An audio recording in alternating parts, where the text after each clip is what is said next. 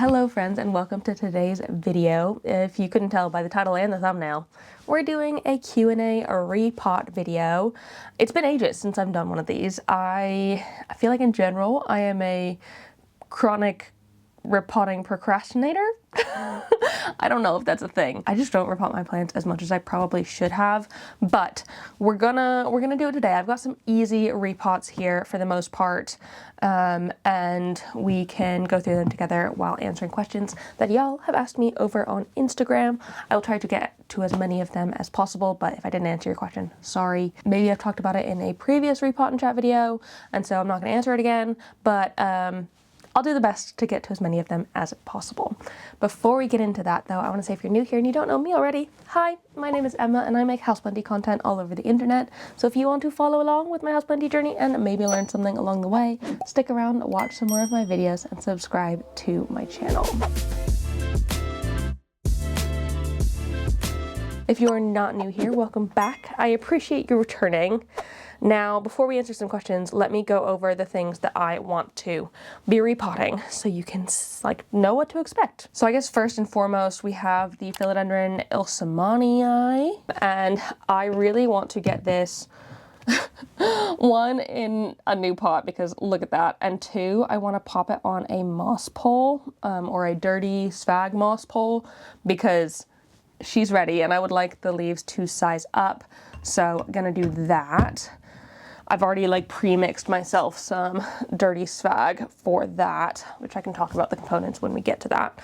I have this guy, which is a Pappy Bessier Af, which I believe is time for an upgrade here. It's a bit small for its pot, so give it something a little bit bigger.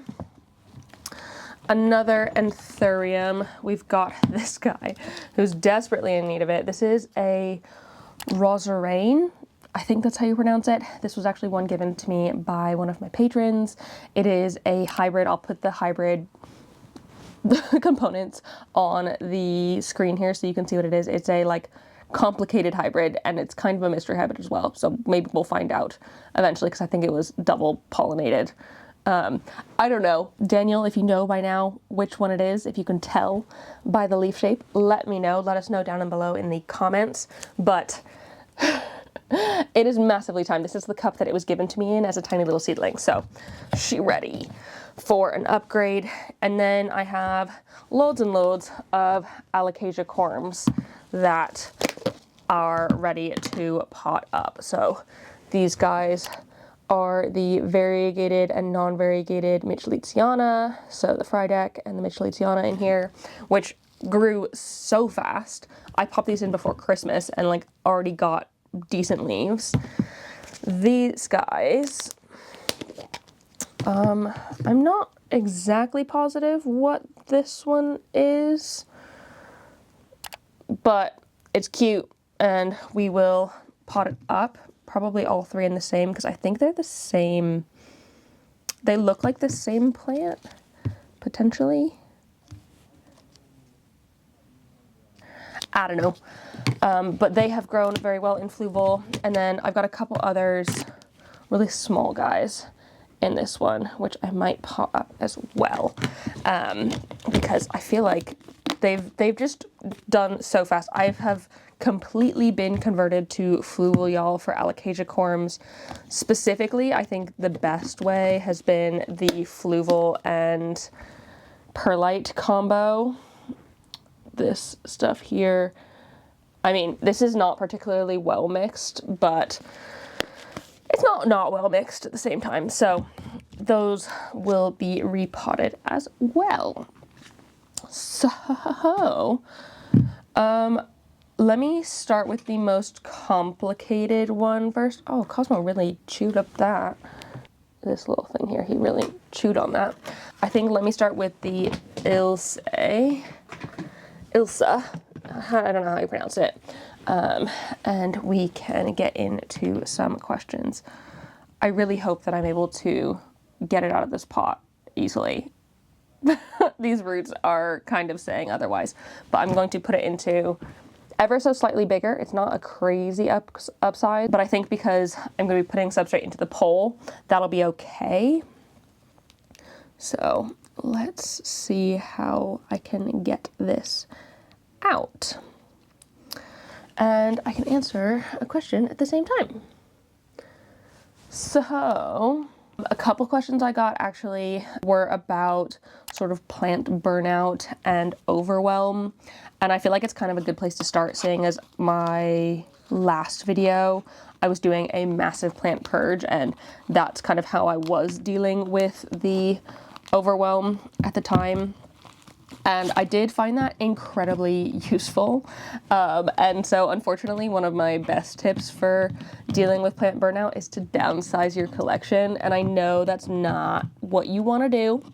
It's not what I want to do. It's not what, no one wants to get rid of a bunch of plants because we love them. We bought them because we liked them. And so having to get rid of them is a difficult thing. But honestly, downsizing is one of my best tips to sort of deal with that, because it can be a very, very overwhelming hobby. I've said it before and I'll say it again, that this is one of the few hobbies out there that physically grows even if you aren't adding to numbers of your collection, and these are all living things. And so they need to be looked after instead of like an occasional dust or a slight rearrange you can do of your stamp collection. Plant collecting is a much more labor-intensive hobby, and for me, in my case, job.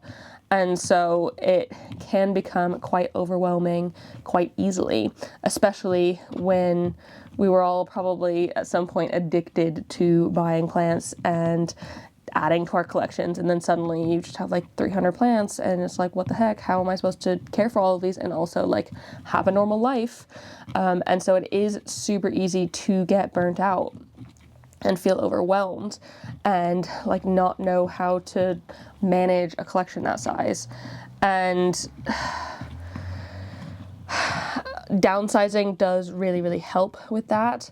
If you don't want to downsize at all, which is perfectly fine, it took me quite a long time to like accept downsizing as an option. My best advice is to just do one thing. Tell yourself you're just going to do one thing. Fill up your watering can, and you only have to use one watering can's worth of water. And after you've finished that watering can, you can be done with the whole task. And just doing that, at the very least, you'll have done one watering can's worth of stuff. And at the most, you'll kind of see how it, like, once you get started, it doesn't feel as scary and you can carry on and do more. That's usually what I've found happens. Like, once I've started doing stuff, I feel like I'm more equipped to continue on. I think I'm gonna lose this root, this one here, because it's going through like quite a small hole in the bottom. Oh, it stripped it a little bit, but that came out really easily. Holy cow. Look at that. Oh my gosh. I love that. And right now it is in dirty spag. You can see it's not actually in soil at all. There's no soil in this. It is sphagnum moss, perlite, orchid bark, and biochar / like charcoal. And it has worked really, really, really well. And so that is what I have popped into this container here, and what I'm going to be filling the moss pole with as well. Because that can fit quite easily in there. Oh yeah. And it can fit around the moss pole. Fantastic. Should I attach it? I should probably attach it. But yeah, that's just kind of how I think about burnout. Like, just do one thing. And like, that's a great place to start, is just doing that, taking that first step. Because sometimes, I mean, this definitely happens to me, but I tend to like overestimate how long it takes me to do something.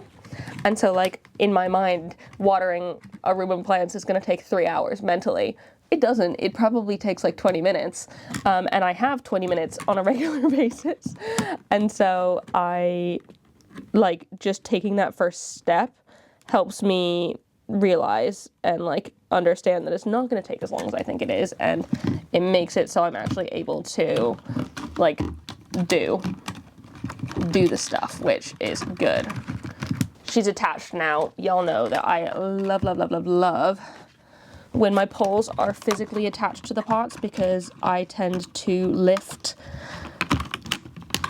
plants by their poles if they have them, and they kind of just like feel sturdier that way to me, so that's good.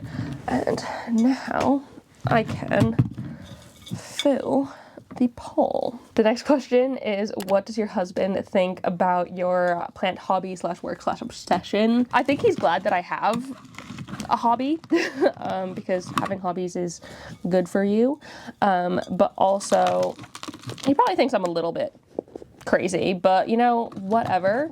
I don't mind being a little bit crazy and obsessed over this thing. In general, he's really, really supportive of me, and like, as long as I'm happy, he's happy. And I think he sees how much plants have done for me mental health wise, and how much doing this as a job and content creation has helped me mental health wise, because when I was at my old job, I was severely depressed. Like, I don't know if I have talked about this or not, but like, basically in my old job, I was crying every single day before work. I'd probably cry at least once a day at work, and then I would get home and I'd, one, probably cry. Two, I would just be a shell of a human being. Like, I couldn't function. I couldn't make any decisions. I couldn't cook us dinner. Like, not that he expects me to do that of him, but like, I had nothing in my tank at the end of the day. All I could do is just like be wrapped up in a blanket burrito and sit there. And like, that's not a healthy way to live. Absolutely not. And so I think he was really glad that I did decide to leave that job and start working for myself, and that has been the best decision I have ever made. Regarding having hundreds of plants in the house, I think for the most part, he doesn't mind it that much. I think, as from what he's told me, he likes the aesthetic of the plants, maybe not as intense as it has gotten previously, and I don't think he really particularly enjoyed the visual clutter that was going on. That's part of the reason I was like downsizing, is because like, when a plant is getting in the way of Joe's laptop on his desk, that's annoying. I can understand how that's annoying. And part of me wants to be like, well, just get over it. But at the same time, I need to be respectful of the other people in my household. And saying get over it is not respectful.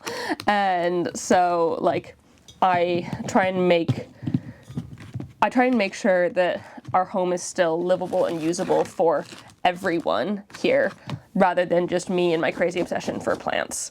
And I think over time I have learned and grown to like make things more accessible, and like have just a general better understanding about how to keep the home, our home, like clean and tidy and still full of plants.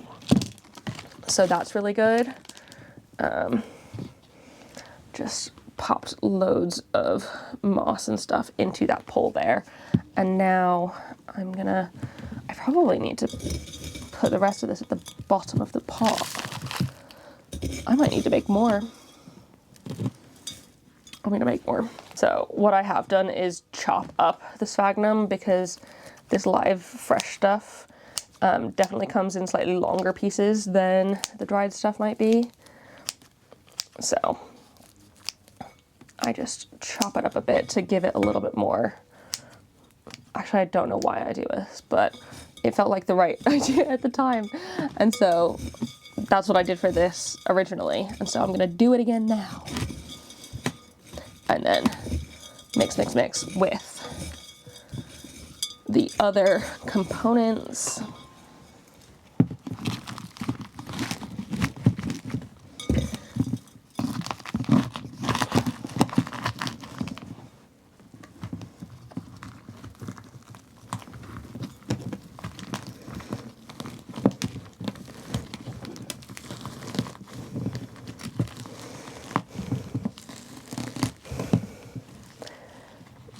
That probably was not the best way to do it, just to shove it in, but you know, we're here now, and it's fine.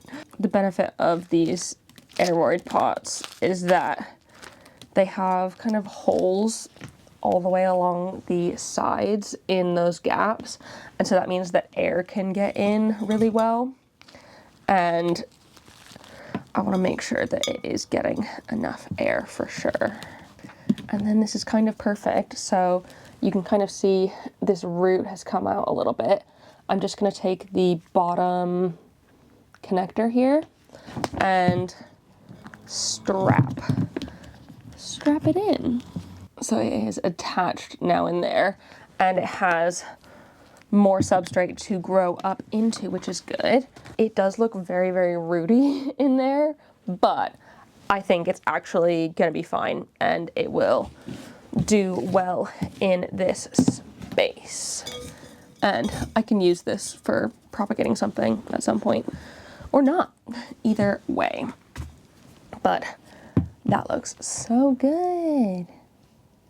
I love it. Unfortunately, it doesn't fit into its cache pot anymore. I mean, it's not bad, but it's not great at the same time. So I'll have to find something else that will work with that. From here, I feel like I may as well pot the pappy, and I will put it into the next size up airway tower pot. And I think that should be perfect. Might need to make a new label for it, or like tape this down or something, because it's lost all of its stick, unfortunately. But I need it to be labeled, otherwise I will forget what it is, because that's not a normal combination of stuff that I'm used to. So I'm going to be putting this one into anthurium and orchid soil. It's what it's in already, and it's really liked that. It is my favorite stuff. This stuff is from Soil Ninja. It's basically the only soil I use because it's my favorite. I think I sufficiently answered the last question, so I will carry on. Oh, genuinely, if you could only keep 3 plants and also had to delete 3 from existence, what would they be? Delete 3 entirely from existence? Okay. I feel like getting rid of 3 completely is easier. So like things like crotons. I don't like crotons. I don't want a croton. Sorry if you like them. They're not for me. And that's fine. Not every plant has to be for every person. No stress. To each their own, more crotons for you. So I feel like those I don't feel any desire to ever have. I've tried them before. Don't like them very much. Can live without. So that is one I could get rid of completely, like an entire genus. Goodness. Oops. I don't know what else I dislike enough to get rid of them completely. Single plants? Maybe the melanochrysum. I think it's dumb, except I don't want to delete it completely because then we don't have any of the hybrids, and I like the hybrids. So maybe not that. Say maybe the brandy or the varicosum, because I struggle with those, but at least with the varicosum and the melanochrysum, I want the hybrids to still exist, because the hybrids are nice and the hybrids are much stronger, and we need that in a plant. So if we got rid of them, would the hybrids still exist? I don't know. Or like, can we keep all the current plants that are hybridized of them at this point? If the answer is yes, then yeah, screw melanochrysums. They just don't frickin' work. I'm trying to think of something that's not a philodendron as well. Not that I like hate philodendrons, but I feel like that I've tried lots and lots of philodendrons, and there's loads that I could like definitely live without. I think I don't have any plants anymore that I would like be okay with getting rid of. I don't, echeverias, I don't need them. Or lithops, that's it. I don't care about lithops. I don't care about them at all. So we can get rid of all of them entirely. Hope that's okay. But 3 that I would definitely keep, I think it would have to be my fern leaf cactus, Cebu blue, pothos, and my alocasia heterophylla dragon's breath.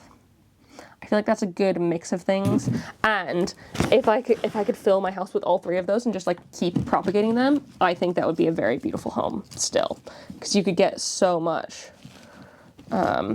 you get so many propagations in there, and I think it would look nice. So that's what I would do. That's really hard. I'd be curious to hear what your answer to that question would be, if you have a different opinion, or are some of my absolutely must-have plants ones that you would get rid of entirely?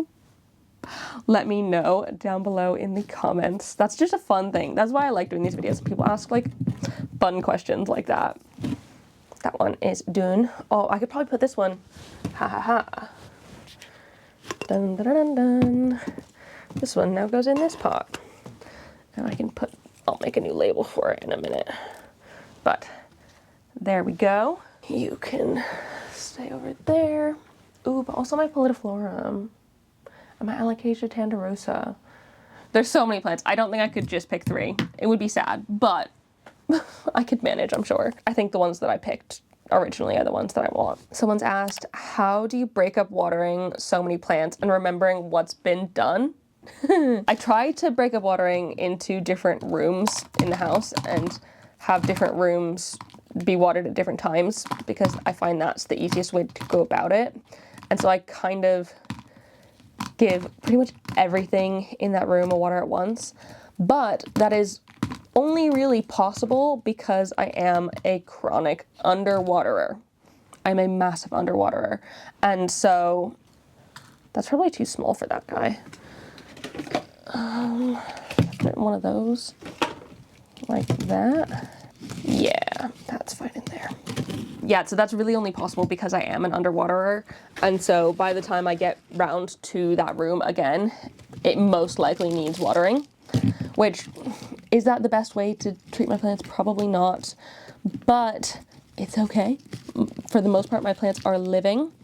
If I remember, and I'm not being too lazy, or I haven't left it too long, I will check with my finger how moist the soil is, but for the most part, the plants are usually pretty dry.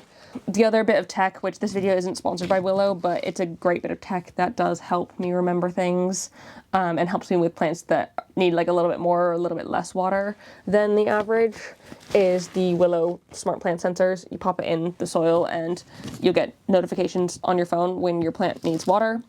That has been really helpful for me on like a select few of like either special plants or, like I said, ones that need water more or less, because like I don't need to stay on top of remembering it as much. But also what's helped is having a lot of my plants in very similar soils. So a lot of my plants will get dry at the same time, or they won't be dry yet at a fairly similar rate, because they are in a soil that dries out at the same rate as the soil in the plant next to it, aside from the plant drinking, but like in general, just drying out through like environmental conditions. Does that make sense? I think using the same type of soil really does help, and that is why when I do get a new plant, I like to switch it to the soil that I use everywhere else, which is Soil Ninja, either the anthurium and orchid soil for anything that's epiphytic. Anthuriums, I don't have orchids personally, but jungle cacti, Hoya, stuff like that. All of that goes into anthurium and orchid soil, and then I pretty much use the Monstera and Philodendron stuff as my general base mix. It's a nice chunky mix, and that's worked really, really well for my plants. So those are pretty similar soils. Obviously, they are slightly different because they're suited for different types of plants, but they are similar enough that they dry at a fairly similar rate. And so that works really well for me. Doo-doo-doo. There we go. Oh, you look so much better now. Look at that. The pot's a little bit big for the size of the plant, but I actually think it is, like, it'll grow into this so soon. Cute. And I did remove a couple of bottom leaves on there that were going to be underneath the soil. I could remove a couple more that are going a bit yellow and could just come off. Yeah, we only need 4 leaves. That's fine. Oh, also in that vein, I just thought about this because I was thinking about what I was going to do next, is semi-hydro really helps. I have a lot of my collection in semi-hydro, and all of those plants have a water reservoir at the bottom, and so they're not going to need watering as regularly. And I have an indicator or a little window on the pot so I can see whether those need water or not at any given time, and that has helped quite a lot as well. Let me dump this.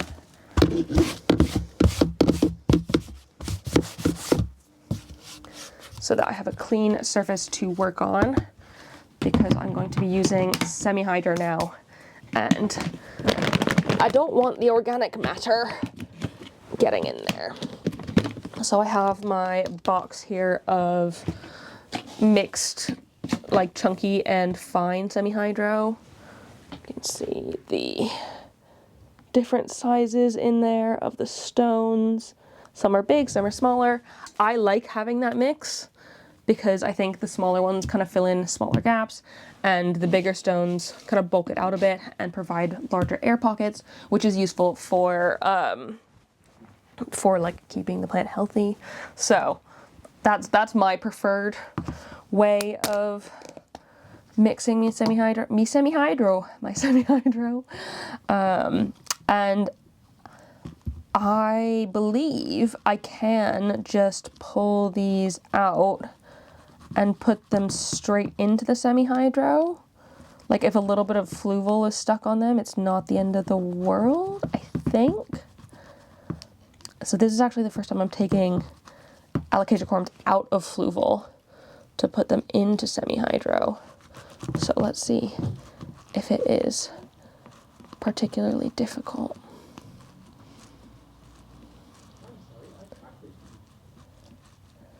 I mean, it's not the easiest of things. It'd probably be easier if I dumped it, but I don't really feel like dumping it. Oh my goodness, look at all those roots.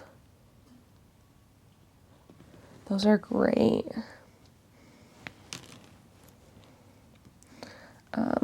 Maybe I will try and wipe off as much as possible, because I think this would get a bit sludgy. Having a tiny bit in there, not the end of the world. But I'm going to be putting these 3, I think, because I may as well do that one as well. Actually, there's 4 in here, and this one does have, oh, it's got a tiny leaf, but no roots.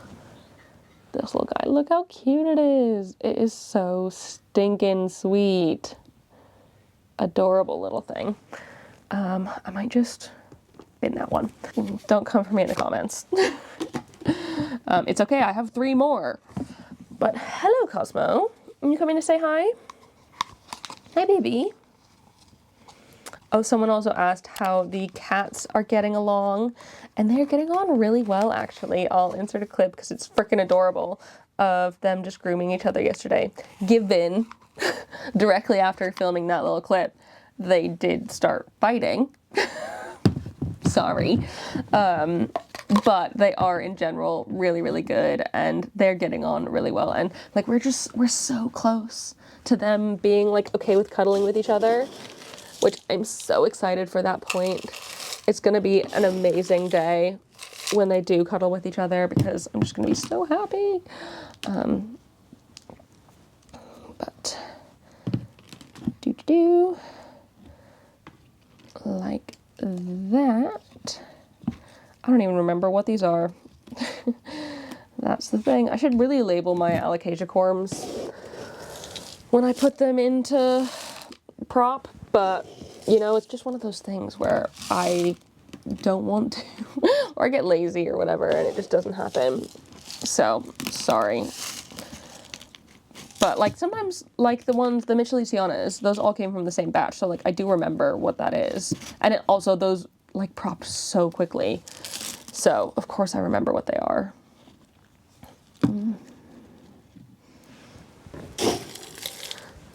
Helps that one of them's variegated, because it's like very obvious, because I don't have loads and loads of variegated alocasia, so it's like, what could it be? The one variegated alocasia that I have taken corms out of ever? Huh, who knew? But yeah, the cats are doing really well. They are very, very happy. We are happy with them. Last night even, they were sleeping in my arms like this. One was here, and then just like, I was just cuddling with them, laying on my back. I mean, it was 5 a.m. and I was awake, unfortunately. So like maybe not ideal, but they're getting along really well, and we love them so much. And yeah, just they're so sweet, and they're like my babies, and I absolutely love them so much. Also, I have another corm in here which hasn't propped, so that's gonna go. Question for you fluval people though. Can I reuse this? It's not like sludgy yet, but like it's stayed damp for this whole period of time. So like I bet at the bottom it is quite sludgy. I will, like, can I just let it dry out and then it'll be fine again to use? Let me know, because I do not know what I'm doing there. I guess I can do these guys next. I almost want a bigger self-watering pot for them though than one of like these guys, because I feel like I'm just gonna put loads in the same pot. That was my plan with these. Let me quickly see if I have something that's suitable for a bunch of alocasia corms. 1 second. This might be a little bit deep for them, but I think it'll work well. And I've got a little indicator here, so I can pop that in as well. And I can kind of pot them quite low, maybe. Do I want to do that? I don't know if you can see that, but Cosmo is jumping around.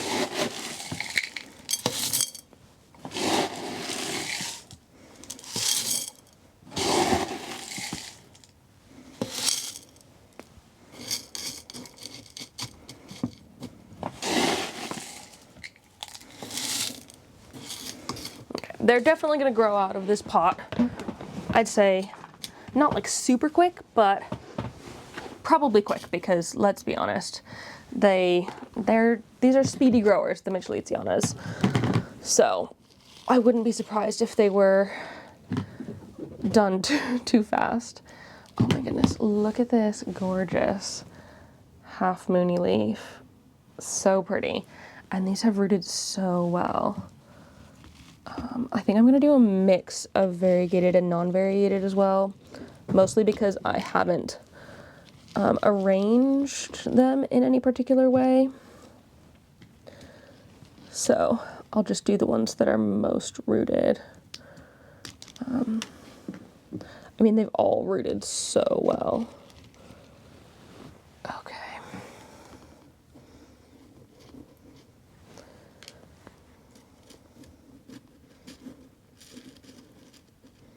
I think I might just have to be quite awkward about them. Do I want to put them that low? No. Let me go higher.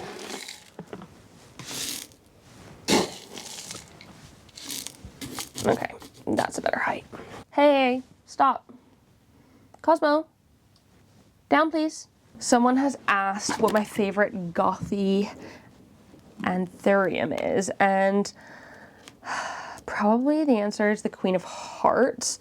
That is like the most beautiful black heart-shaped leafed anthurium. Oh, it is so nice. So that one is one of my favorite goth anthuriums. I feel like it's the only like really dark one that I personally have. I would love at some point to get like a Dock Block Michelle, and I feel like those are kind of gothy and beautiful. I mean, there's so many beautiful dark anthuriums out there that I would love to get my hands on one day, but we're trying to be good and not gain more plants at the minute. So, who knows? Oh, I swear I must have put some of these upside frickin' down, because they are growing all which ways these days, like at the minute. Let's put you facing that way. That's all I can put in here. I have so many more though. How do you research a new plant? So that is a good question. I tend to just like Google it. That is my main resource for plant knowledge. I Google it and read other people's articles about it. Ideally, I would watch a YouTube video about it. So that's kind of like the reason I started this channel in the first place, was because at the time in 2019, when I was like first getting into plants, there wasn't like that many like care videos on plants on YouTube. And so I was like, oh, you know what? I could do that. And so that's why I started making them, because I thought that I could. I'm like, I have the skills. I've got a camera. I'll do it myself. And so that's why I started out making plant videos way back when, because I wanted to provide, like, I found a gap in the market and I wanted to fill it. So if I can watch a video, that is my preferred.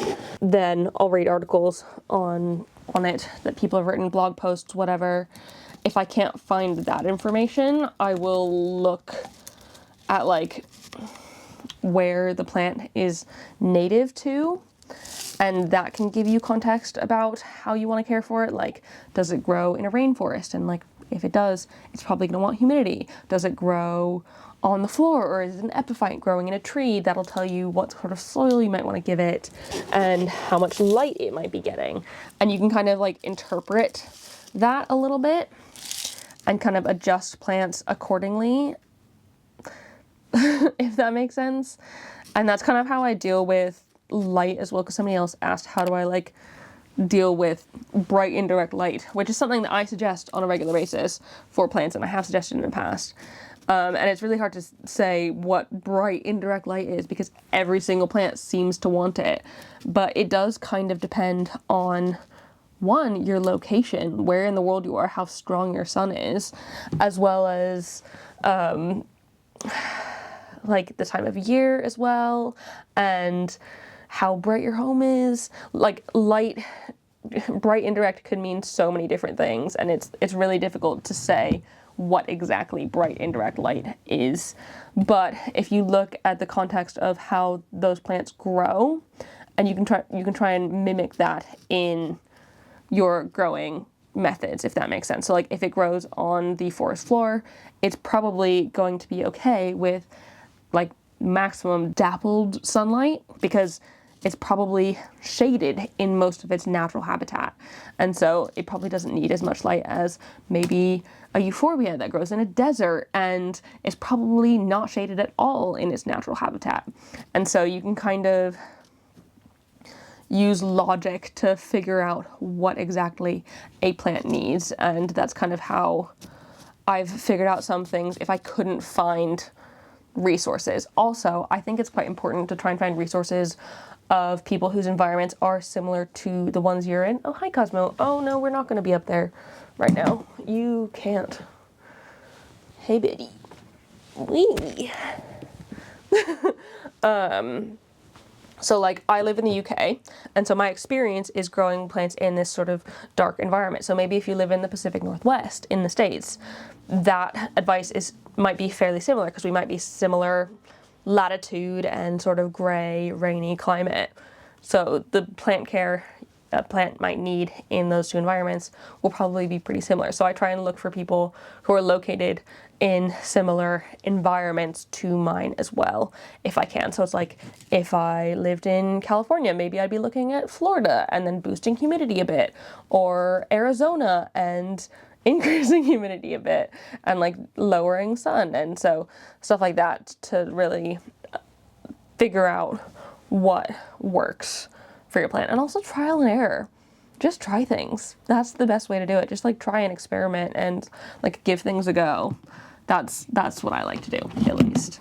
Ooh, if you could only have non-variegated or variegated plants, which would you pick? I think probably non-variegated ones. Purely based off of the plants I picked for the like 3 I would definitely want to keep forever.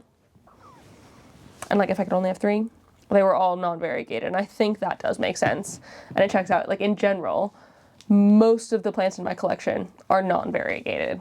I mean, I would be sad to live without like the marble queen and the ilse, and I mean, mostly the like pothosy epipremnums.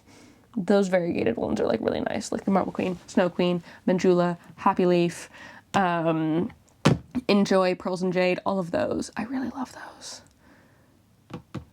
Yeah, I do really love variegated plants, but I feel like in general, I'd be perfectly fine without having variegated plants in my life. I wouldn't be mad about it. Also, it'd be way more expensive to have this hobby because it's like, oh, if I wanted to have a Tandarusa or Jacqueline, I would need to get a variegated one. I can't afford that. That's not gonna happen. Oh, someone did ask about propagating corms and what the most effective method is. Right now, I'm finding that fluval is very, very effective. Fluval plus perlite is my favorite, so like this, like a good 50-50 mix. If you don't want to buy fluval, which I totally get if you don't because it is kind of expensive, you can just use like a little tub of water. So instead of having the fluval at the bottom, you could just have a little like layer of water, maybe like a 1/4 of an inch or 1/2 centimeter of water at the bottom, and you just use the shallow puddle method. That works really well. I also propagate mine in semi-hydro. That works too. But as long as it's got access to water, I think it should be okay. Again, I don't know what these are. And I don't even know if I will keep them forever or not. Oh my god, these are really... Oh, okay.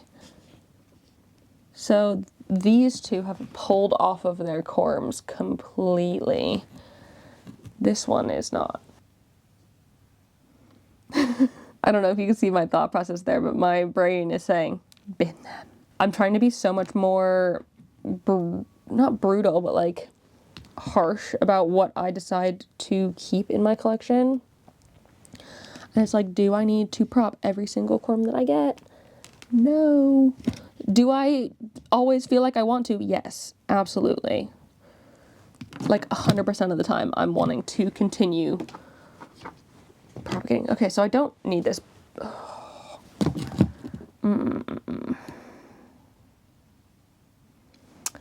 I don't know what to do. Okay, what I am gonna do is I'm going to get a cup,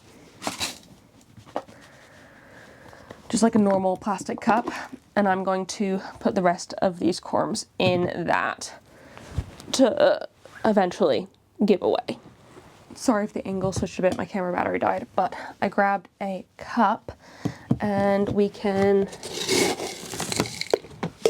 semi-hydro her up.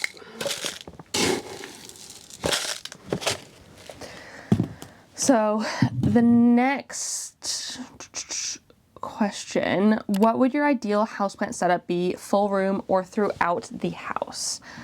And, ooh, I think I'm a bit of both. I would love one day to have a plant room. That would be amazing. I would kind of combine it with a like filming studio. If I could have like a room with like a bunch of plant shelves in the background, and I could have like a potting table in the middle, and like all my supplies could be in cupboards and stuff, that would be ideal for me. Oh yeah, that'd be so nice. But I wouldn't want to not have plants like elsewhere throughout the home as well.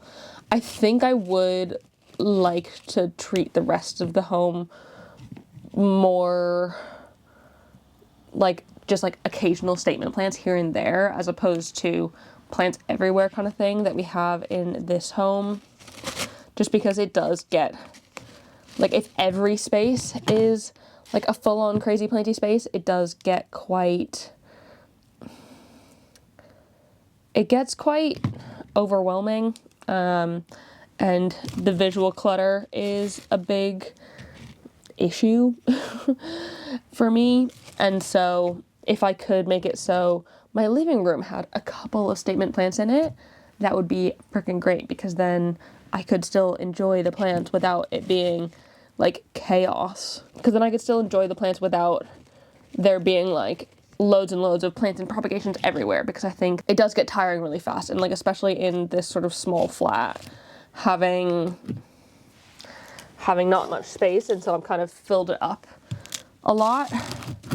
I would prefer to kind of do it not this way again.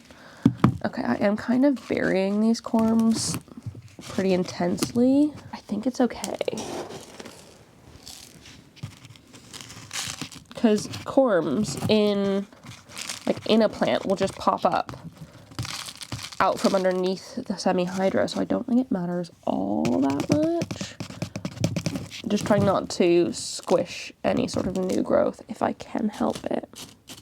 Yeah, so I think that's how I would ideally like to have my plant collection. I think that's kind of similar to how Claire has hers right now. She's got her like main plant room where she does most of her filming, and then she's got other plants sort of scattered throughout the house. I really like that. I think that looks good, and I would love to have my home look / be like that. That would be fantastic.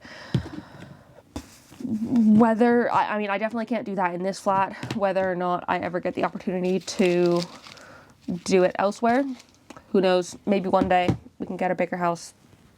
Fingers crossed, because that would be awesome. And then one last question, because I have finished, I finished repotting all my plants, but I want to answer one more. What is a plant / planty thing you regret spending your money on? Oh, I think probably the Acrobar greenhouse cabinet from IKEA. I don't like that thing. I have completely taken mine down. It is currently in the loft of our flat, and like I've taken all of the plants out of it, and I don't want it at the minute.